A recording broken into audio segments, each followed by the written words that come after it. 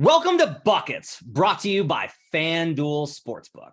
My name is Matt Moore. I'm the senior NBA writer for the Action Network, joined by Albert Wynn. You know him as Analytics Capper at Analytics Capper on Twitter and in the award-winning Action Network app, the best way for you to track your picks. Get up to the second information where the bets and money are coming in and find all sorts of great information and shows like our daily Green Dot Daily to set your betting agenda, as well as you can find video versions of this here podcast right here. Make sure to rate, review, subscribe, give us those likes, follow us on Spotify and all different platforms. Albert, you had yourself a weekend, AC. You killed it in NFL and NBA.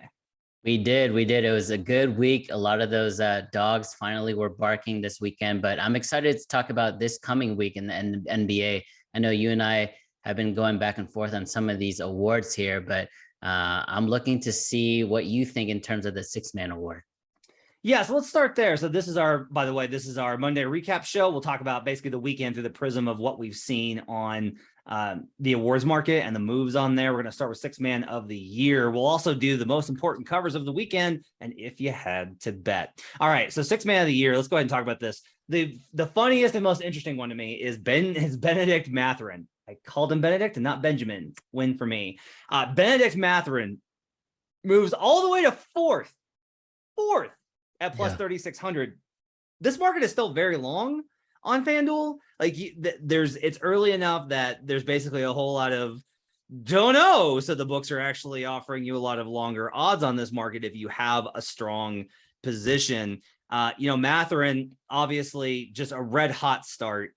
He's shooting some pretty ridiculous numbers so far. Yeah. He finally had like a bad game last week, and I was like, okay, finally we'll get some like regression on Bennedict Mathurin. Maybe this won't be like such a thing. And then he goes off again. He's averaging like 27 per 36 minutes. He leads all players with more than one bench appearance in points per game, which obviously has always been the determining factor for this award. Mm-hmm. And I was like, well, come on, he's a rookie. The rookies can't win this award. But Ben Gordon, 2005 for the Chicago Bulls, really fun player. Ben Gordon won it. There's precedent here to give a rookie a six-man award. So there's a lot to kind of weigh in here as far as, how this will project. I think the first questioning is like, is the shooting sustainable? Kid's an elite shooter. Like this was him being a bucket was the mark out of college. It's not like this is some sort of like, well, we thought he might be okay. Like, no, everyone knew that he had a great jump shot. He's taken really high quality looks. That's what I found in the offense. Let's talk about that first though. Do you think now, obviously I think 27 per 36 is probably stretching it.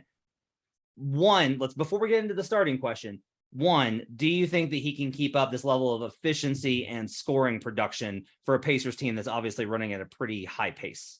Yeah, so I guess first and foremost, you have to be named Ben to win this award as a rookie. Ben Gordon, now Mathurin. But with that being said, we know we've mentioned this in a previous podcast, but that Rick Carlisle space offensive system is going to really allow shooters to do great in this system. So if you can shoot the ball well, which we're not only seeing with Mathurin, but we're seeing with Halliburton, both numbers are absurd right now, and he's going to continue to space the floor and play quickly. So Rick Carlisle is going to get you in positions to score a lot of points. Do I think it's sustainable? Obviously not. I mean, nobody in the history of the NBA can shoot like this, even like prime Steph Curry. But do I think he can be like 90% of what he's doing right now? Of course. With that being said, it's still early. It's a small sample size. And we know once we get into like January, February, March, that's when it gets really tough, especially when defenses know how you play at that point. So they're going to scheme against you. But I like this look, Matt, plus 3,600 for six-man of the year. Yeah, I mean, it's 36-1. So if you've got a position on six-man, it's probably good to add Mathurin just based off of his early production in case it is playing. At FanDuel, Poole's moved to minus 110, and he's averaging 18 per game, which I think is good. Like this, it's definitely, we expect Poole to kind of be in that conversation. I'm not sure that I love the Poole bet right now. The problem is he's already minus 110, and if he moves even further, like if he has a couple of good games and he does get a lead, this is what happened last year. Is Tyler Hero went from like plus 800 to a minus 200 in less than, I think, a month and a half last year. Yeah. Like we talked about NBA Bet, which you can find at nba.com/NBA Bet. I wrote a Futures Friday column. I was like, you need to get on Hero right now. Like, this number is going to absolutely vanish. It was very evident that Tyler Hero was going to win Sixth Man of the Year. Like, barring an injury, it was just pretty apparent that Hero was going to win that. I don't feel the same way about Poole. I don't necessarily like trust him in the way that I trust Hero to put up the numbers consistently, given they have so much other firepower. Like, Tyler Hero was in a position where it's literally like they need what he has. Like, they need someone to get buckets. The Warriors do not struggle to score. They're struggling to defend right now, but not to score. So I'm not sure that, even though the number is moving, this may be one where I'm wrong and I miss the limited value, but at minus 110, I don't think that there's good value on Jordan Poole. One guy I do like, if I was going to bet on one guy, I'll go ahead and, this will be my pick in the later segment. Norman Powell right now is plus 6,500. When Brandon Anderson brought this name to me on our preseason podcast, I told him how much I hated it. I was like, no way. The Clippers are so deep. They're so versatile, blah, blah, blah, blah, blah. And then, like, I watched preseason, I was like, damn it, Brandon's going to be right. Like, the worst of all worlds. He's always right. When Brandon's right. But look, at 65-1, this is an absurd number. His numbers are down because of how he started the season. He couldn't shoot worth a lick. Mm-hmm. Last two games, in anticipation of Kawhi's return probably later this week until he goes out again, they transitioned Powell to a bench role. Okay. So they transitioned Powell to this bench role. So he's already fitting in there, and he started to really get loose. It's now 18 per game on 50-43 splits. That's really good. I will ask you this question about Powell that ties into Mathurin as well. What are the chances that those guys wind up getting moved into starting spots, do you think, which could ruin, obviously, their eligibility for Sixth Man of the Year? Yeah, that's always a big risk, right? I mean, not only Norman Powell, but even Jordan Poole, right? They're going to load manage Klay Thompson. He's probably going to be put in the starting lineup pretty often. Same with someone like a Christian Wood, who's going to get that starting center position over JaVale pretty soon. But the thing I like about Norman Powell is he's a veteran. He's 29 years old, so he knows good shots and bad shots, and he's not going to force things like a young player or a rookie would. So yes, Mathurin is on a toward pace, but you expect some regression there and the rookie wall to hit eventually. Whereas Norman Powell's been through the ringer, multiple seasons now. This is, I believe, his third team. He's on a contender, so he knows exactly what to do. And maybe also he's going to get some bonus points because we know he can play defense as well. But to answer your question, do I think they're going to get ineligible because they played too many starter minutes? Potentially, right? Because Klay Thompson, obviously, but I'm talking about Kawhi, who is going to be load managed the entire season and probably for the rest of his career. So maybe Norman Powell will become ineligible. Yeah, like splitting time could definitely be a thing. With Mathurin, it just kind of seems like by the end of the season, why aren't you playing your five best? And if you're tanking, why aren't you playing Mathurin and sitting down Halliburton and just letting Mathurin put up numbers? Good point. So him, at that point, I'll put it this way, if Mathurin's good, maybe Mathurin might be a solid bet here if you take him for both Rookie of the Year and Sixth Man, because if he doesn't get moved into the start, if he gets moved into the starting unit, more minutes, he could probably make a chase at Paolo, even though we talked about Paolo last week. And if he stays on the bench, he'll be the best bench player in terms of scoring, maybe. And so that might be like a way to play. If you're looking at him, like, look at both options, because that covers you in case he starts. But I do think for me, Norman Powell plus 6,500 is the best value on the board. Speaking of Brandon put in on Sunday night and bragged about it because he knew it would make people's heads explode. After 2 games of Russell Westbrook looking good off the bench, Brandon bet Russell Westbrook plus 10,000. I'm sorry, 100-1 plus 10,000. You noted this in our notes. It's already moved to plus 5,500 in a matter of hours. Look, it would be a great story if Russ came off the bench, for sure. I'm trying to envision a scenario in which, with that offense, he generates enough, and especially with where his shooting has been, for him to score enough, because this has always been a scoring award. I think there would be probably some voters who would look at it as insulting to him based off of his career. Like, there's a lot of people that will take jabs at him for how his career has spiraled, but there's enough people that, I mean, you saw this last night in the Lakers win. It's like, good for Russ. Like, good. I'm glad to see him no longer being a punchline. those type of voters, I think, are probably unlikely to vote for Russ for six man because they understand that it's kind of like, oh, good job. You won six man of the year. You were the best bench player because you can no longer start. So I wonder if there's a little bit of a bias there. I can't argue with Brandon at 100-1, which is why he takes these things.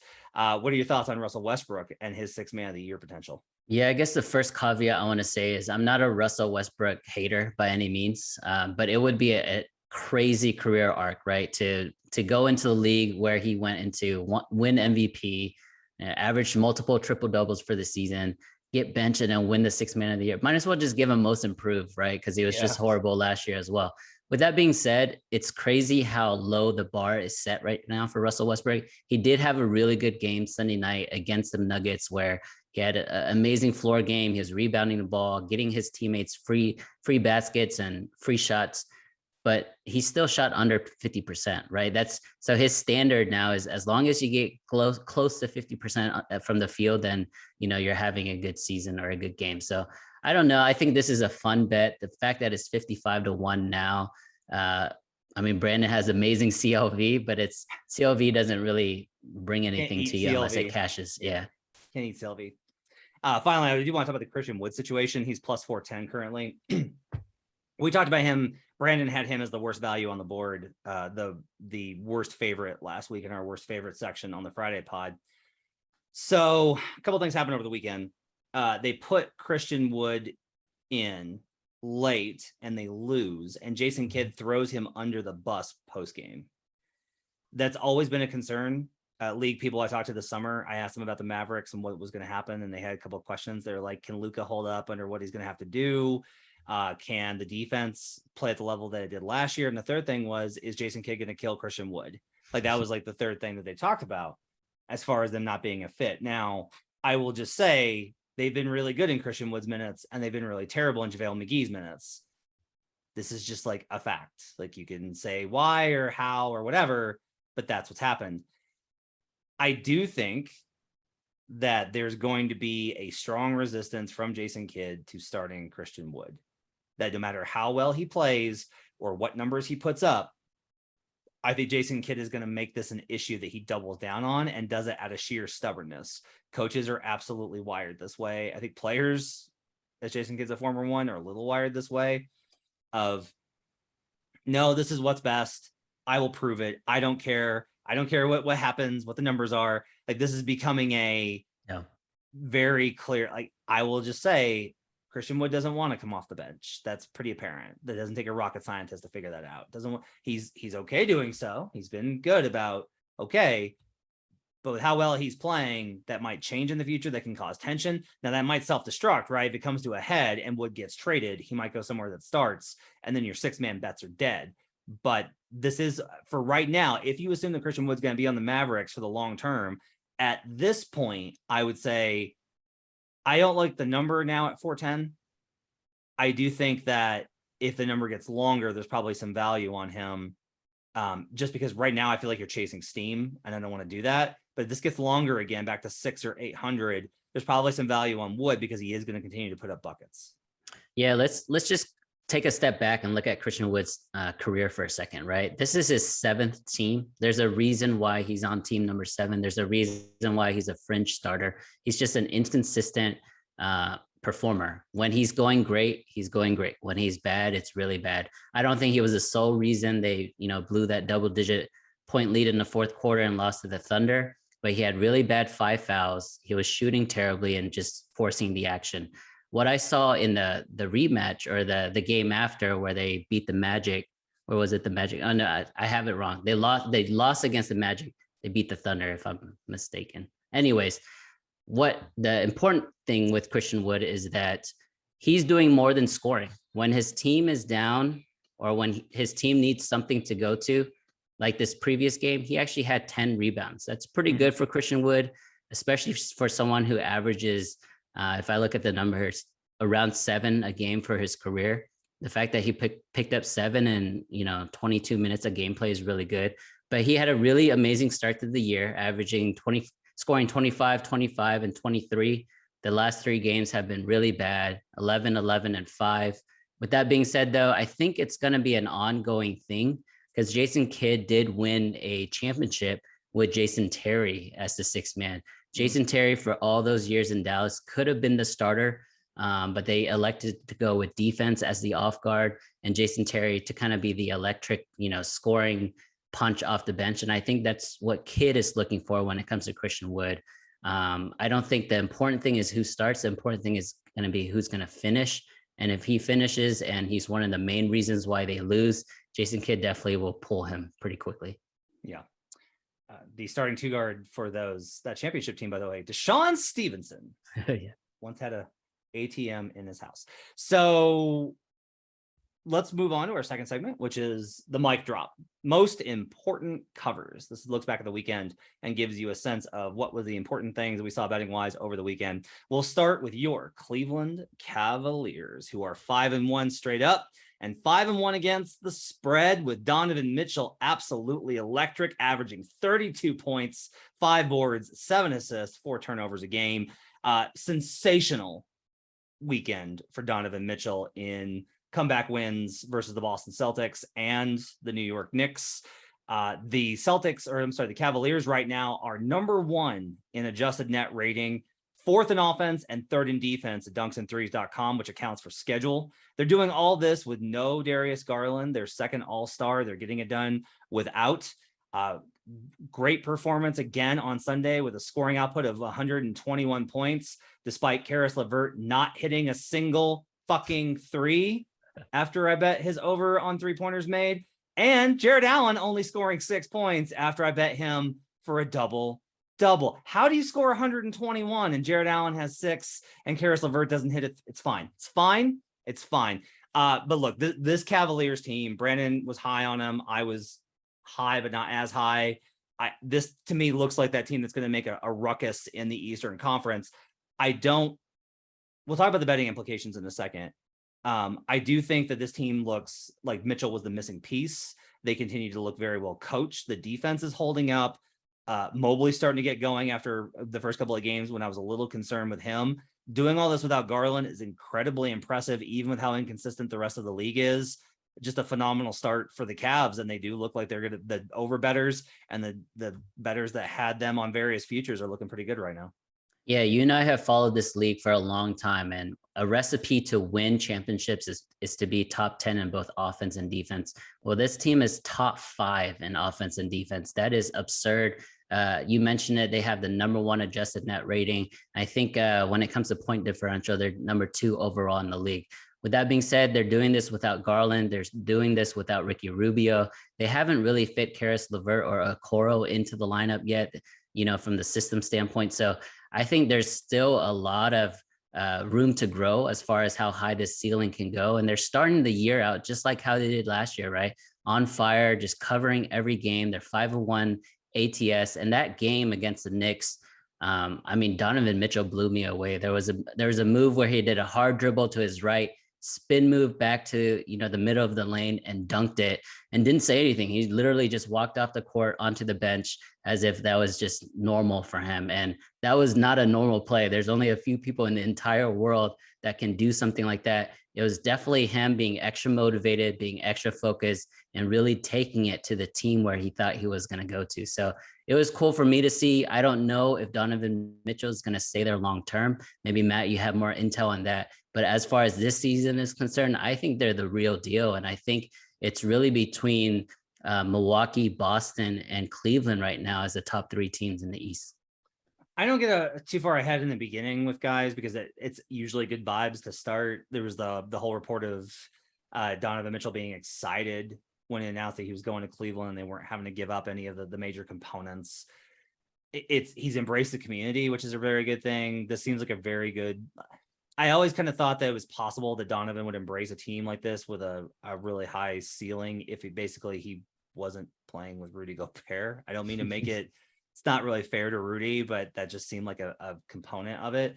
He seems, very engaged with the team, but it's early. We'll see if that holds as he gets closer to free agency. I think it's interesting that to look at how the market will adjust on this team, because I think we'll talk about this in a little bit with another factor, but the preseason power ratings are still getting anchored to substantially in these spots. Now, I had the Knicks on Sunday and felt really good about it after 3 quarters. Oh my gosh. But the Cavs were only 4-point favorites at home versus the Knicks. We adjust for home court, and that puts this at, Cavs -1 to pick them, depending on the power on the home court rating in Madison Square Garden. In retrospect, like that seems like that should have been a red flag for me to be like, this line's probably not right. That the Cavs are probably better than that. A power rating of only 4 with home court against the Knicks, even though the Knicks have been good, probably a little weak. So there's going to probably be a little bit of squeeze. We'll see what the next lines come out. We'll talk about that on our nightly best bet shows, but it will be interesting to see what the lines look like for Cleveland. Elsewhere, it's Thunder up, man. How about the Oklahoma City Thunder without Chet Holmgren, with Jalen Williams out, 3-3, and they've got wins versus the Wolves, the Clippers, and the Mavericks on Sunday. Shai Gilgeous-Alexander's averaging 31 points, 5 rebounds, 7 assists on really good splits. He has been sensational. I looked at him for most improved player this morning. I'll probably be looking at him more in the next segment. I think Shai is making the leap to absolute superstar. This Thunder team, now I will say this, I looked at the numbers. Last 2 seasons since the bubble, right? So Chris Paul leaves, they shift to the rebuild. In the first 20 games, this team has operated they have won at a 31 win pace. You will notice that they do not finish with 30 or more wins because they know how to shut things down and pivot. But like right now, this Thunder team's really competitive, and they're just kind of hanging in there behind, and they've got Shai and some dudes, and they're making it work, and they're really tough to play every single night. I was at the Nuggets home opener versus the Thunder, and they got out of that game with a win, the Nuggets did, but Michael Malone was talking about how much of a pain that team is to play because of how tough they are and how well prepared they are every single night. Pretty impressive, and the market has to be behind, I think, on OKC, given the talent that's there. Yeah, I love OKC, man. I mean, they're just a 3-hour drive north of me here in Dallas, so I follow OKC pretty closely. With that being said, Shai's numbers are super impressive. Like you mentioned, 31, 5, and 7. A lot of that is due to Josh Giddey being out, for a few games here for OKC. And it's crazy. I don't know if you looked at, just the stats in general, Matt, but we have 11 guys right now averaging 30 points. I don't think we've ever seen that ever since I started watching, right, in the 90s. So I think it was just Jordan and Dominique for like 7 years straight that was just over 30. Now we have 11 guys over 30. But no, impressive stuff by the Thunder. Again, awesome comeback victory against the Mavs there a few nights ago. I think they were down 17 with a few minutes left in the fourth, got into the overtime and just dominated the Mavericks. Again, that was a Christian Wood bench game there. But I love this team. And you're right, though. I think we're going to get to maybe February or so when they start just sitting all their guys and going for the Victor sweepstakes.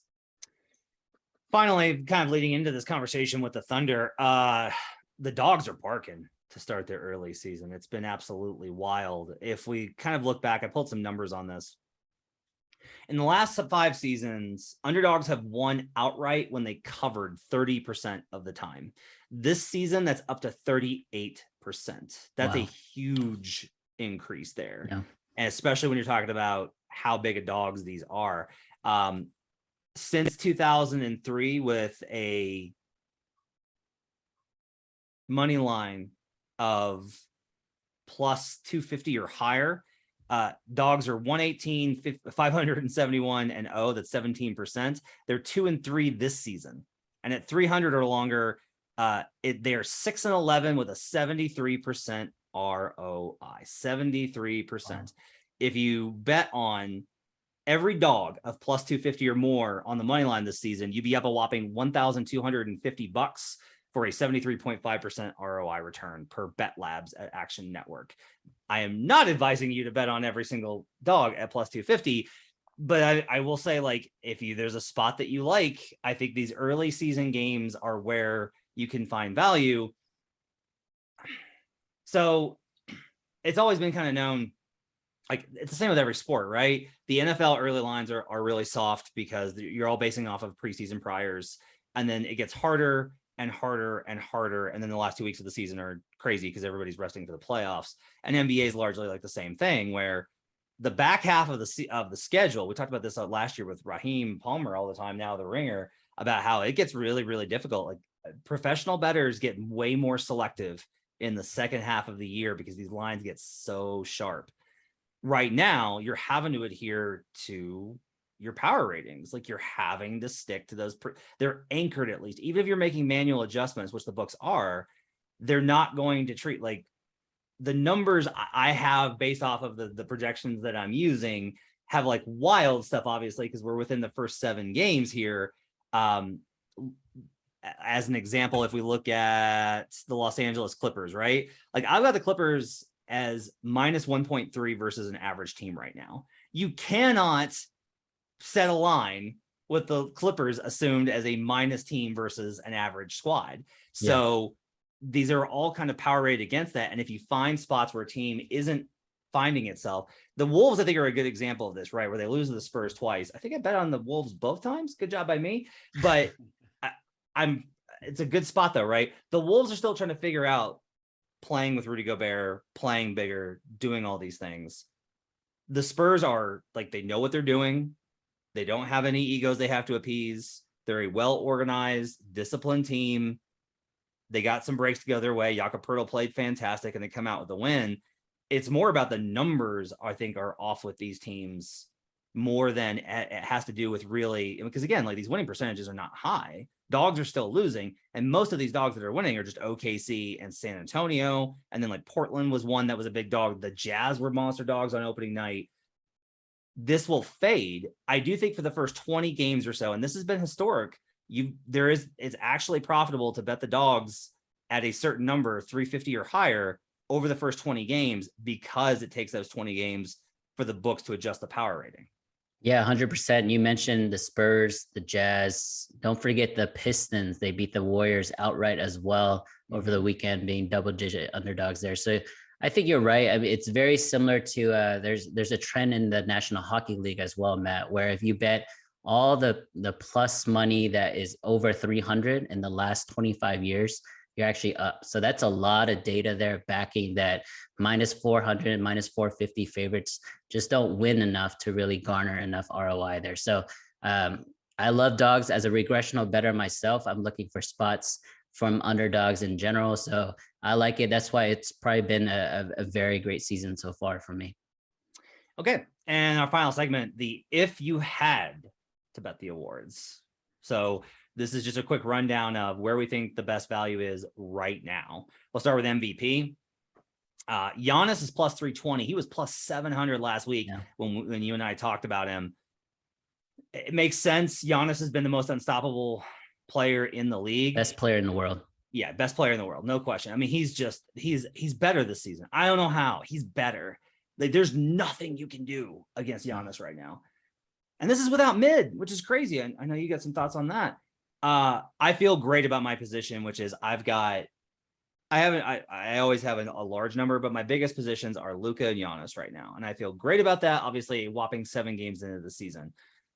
Luka's putting up the numbers. Giannis has the eye test and has the wins. So I feel like I have the bases covered as far as the early start. I'm going to have to add more as the season goes on. That's what I do. But if I had to bet it right now, I'd still bet Giannis plus 320 because he's putting up monster numbers. He's been the most unstoppable player. And he's single-handedly wrecking every team that he runs into. Yeah, I love how you do it, Matt, because you're building a portfolio out of different positions and, different angles like that. But you do have the 2 best players right now going with Luka and Giannis. And Giannis has been incredible. Not only has he gotten better, but his percentages have gotten better. The free throw line, he's just a lot better shooting fadeaways, things like that as well. But I will caveat that by saying with Chris Middleton coming back, I think that's going to eat a little bit into the numbers.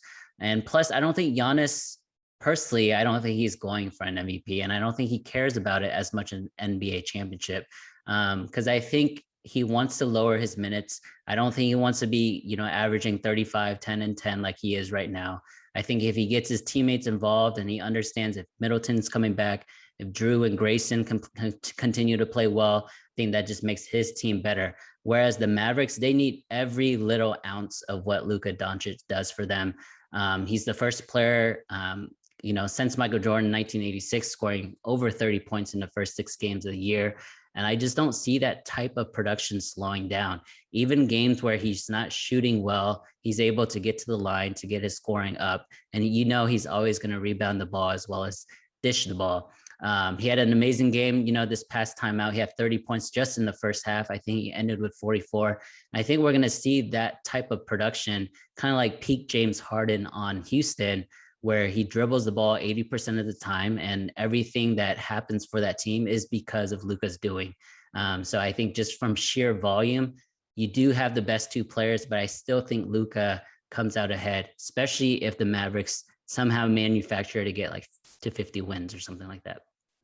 I've got parlays with Giannis and Josh Allen, and Giannis with Patrick Mahomes for NFL MVP, and those are looking enjoyable right now. Mahomes, Giannis, I got it plus 7,900. So wow, nice. Hoping for that to come home.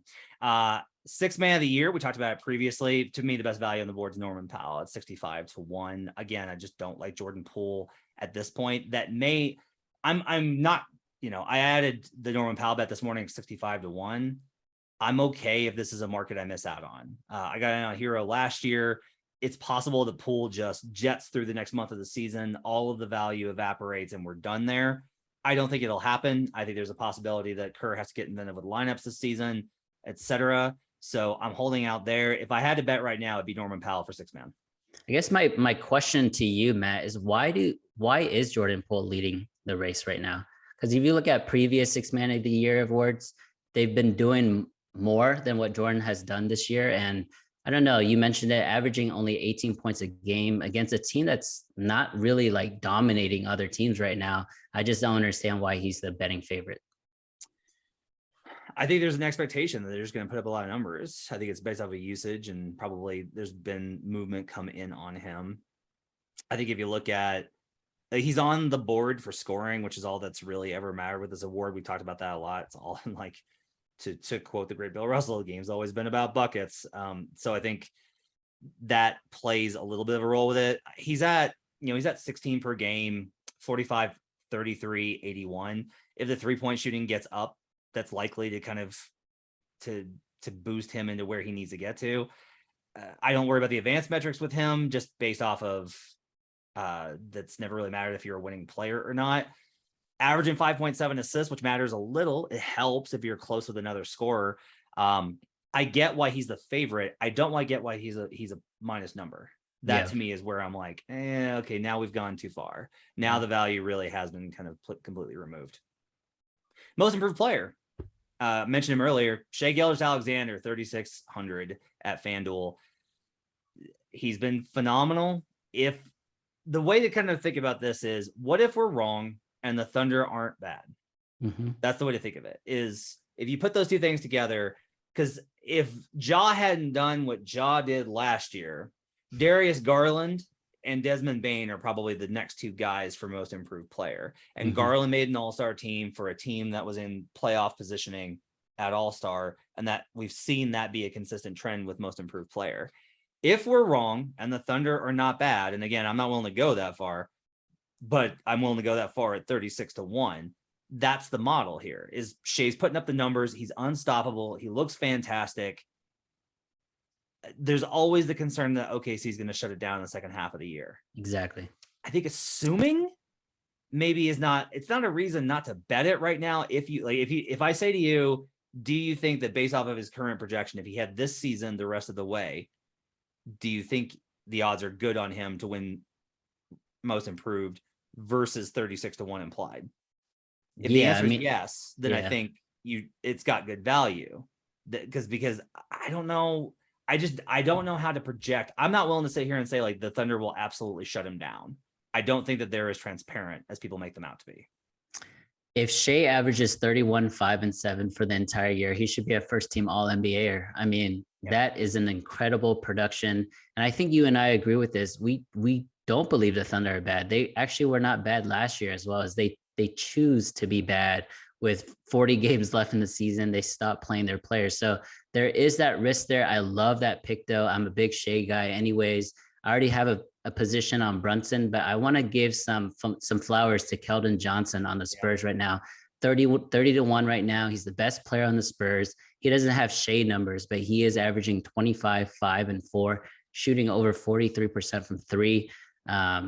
He's always going to be coached up well in San Antonio. He's going to be in a good system, in a position to really succeed there. And he's been doing it without, Devin Vassell, Tyus Jones has been out for a little bit, Trey Jones. So, I think Keldon Johnson needs a little bit of flowers right now, but the fact that he has better odds than Shea is a little surprising to me.